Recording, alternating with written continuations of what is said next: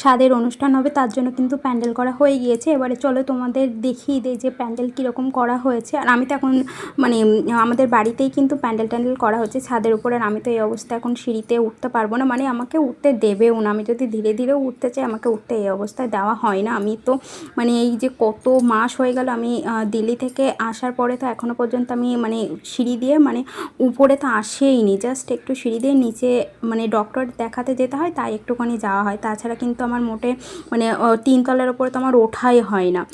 তো এখন দেখো আমার বরমশাইকে আমি বললাম যে কীরকম প্যান্ডেল করা হয়েছে, আমারও তো দেখার ইচ্ছা হয়, যাও একটুখানি প্যান্ডেলটার একটু ভিডিও করে নিয়ে এসো, ছবি টবি তুলে নিয়ে এসো। তো ওই কারণে ও প্যান্ডেল ট্যান্ডেলের দেখো ছবি ভিডিও সমস্ত সব করে নিয়ে আনা হয়েছে।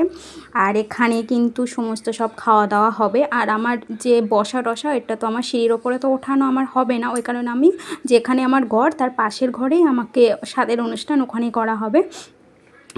তো মানে অনেক কিছু ভাবা রয়েছে যে কীরকমভাবে করা হবে না হবে। তোমাদের সাথে তো পরে সব কিছুই শেয়ার করবো আস্তে আস্তে। তো এখানে দেখো প্যান্ডেল ট্যান্ডেল কেমন হয়েছে অবশ্যই জানিও। এখানে সবাই বসে এখানে খাবে। আর এই পাশের এইখানটায় এখানে রান্নাবান্না হবে।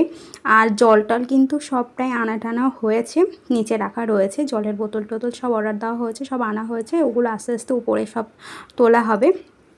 আর এই প্যান্ডেলটা কিন্তু খুব সুন্দর করা হয়েছে, আমার তো খুব পছন্দ হয়েছে। তোমাদের কেমন লাগলো প্যান্ডেলটা অবশ্যই কিন্তু জানিও। মানে খুবই সুন্দর লাগছে, খুবই সুন্দর লাগছে। জাস্ট মানে আমি কী হয় আমি নিজে আর এখানে আর আসতে এসে আর দেখতে পারলাম না, এই জাস্ট ভিডিওতেই তোমরাও দেখছো আমিও দেখছি। তো কেমন হয়েছে